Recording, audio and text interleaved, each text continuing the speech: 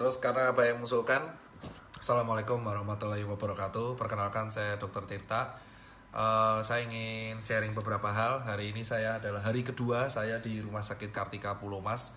Saya ingin menegaskan beberapa info dan edukasi. Insya Allah edukasi ini sudah disarankan oleh Kementerian Kesehatan, dan saya juga udah konsul dengan Profesor Ova itu dari UGM. Saya juga udah konsul dengan Bu siapa ya? Bu Kartina apa siapa? Lupa saya, itu dari Menkes. Saya juga udah diskusi dengan beberapa tim Junior Doctor Network.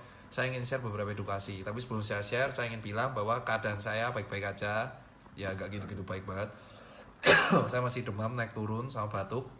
Posisi sekarang saya udah di rapid test di hari Rabu itu saya negatif. Dan saya ini adalah demam hari kedua, dikarenakan hari Jumat saya ada kontak dengan beberapa orang yang COVID. Dan ini saya PDP, masih pasien dalam pengawasan. Saya tes negatif, paru-paru saya di ronsen alhamdulillah aman, cuman ada gambaran bronkitis kronis. Ya, saya emang ada penyakit bronkitis kronis dari 2018. Tapi untuk gambaran pneumonia nggak ada, gambaran gejala COVID juga nggak ada. Lab saya aman, tapi kepastian untuk aman adalah swab test.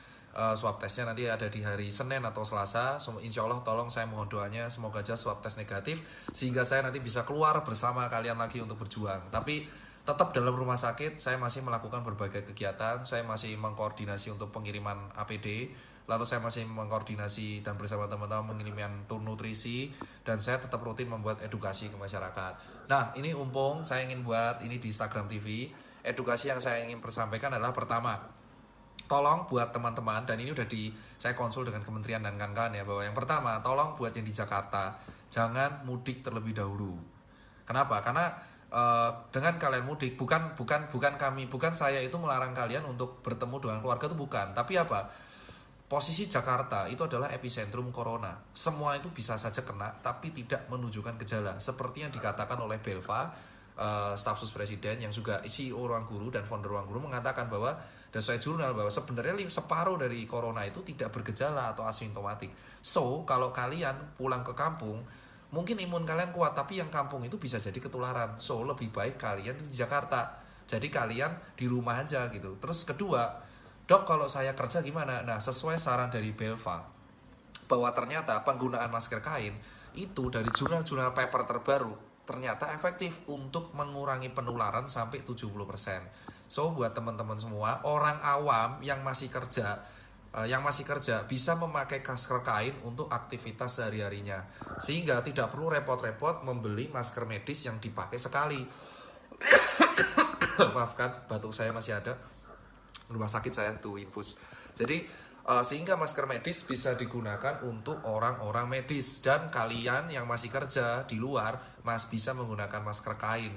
Gerakan masker kain ini menurut Belva yang tadi udah di live, bisa dilihat di Insta live saya, sudah juga di share dari paper-paper.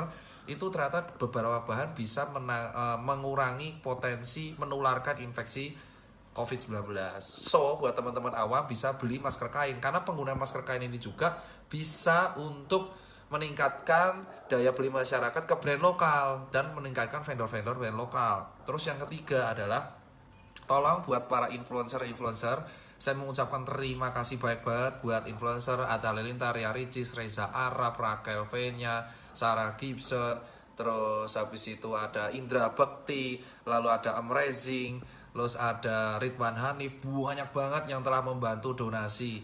Nah, bahkan Ridwan Hanif mau jual mobilnya. Oh my god, Ridwan Hanif, lu terbaik banget. Aku terima kasih banyak banget influencer supaya donasi ini terarah. Jadi gini, saya ingin menerangkan kepada influencer bahwa kita itu ada 5 hal yang dibutuhkan. Yang pertama adalah APD.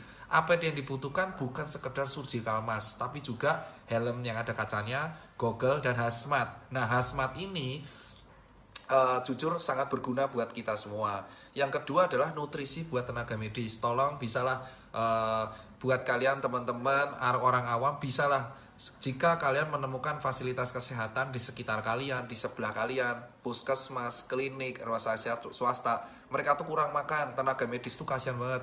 Kasihlah mereka madu, kasihlah mereka vitamin. Terus yang ketiga adalah buat teman-teman yang sudah dikasih libur, tolong di rumah aja.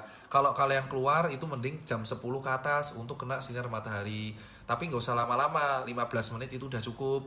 Dan kalian jangan untuk nongkrong-nongkrong, jangan kalian main-main dan malah liburan. Dan keempat, tolong cuci tangan yang rajin. Cuci tangan dalam waktu 6 langkah seperti tutorial udah di-share di YouTube dalam beberapa hal. Sebelum masuk ke rumah cuci tangan, sebelum megang anak cuci tangan.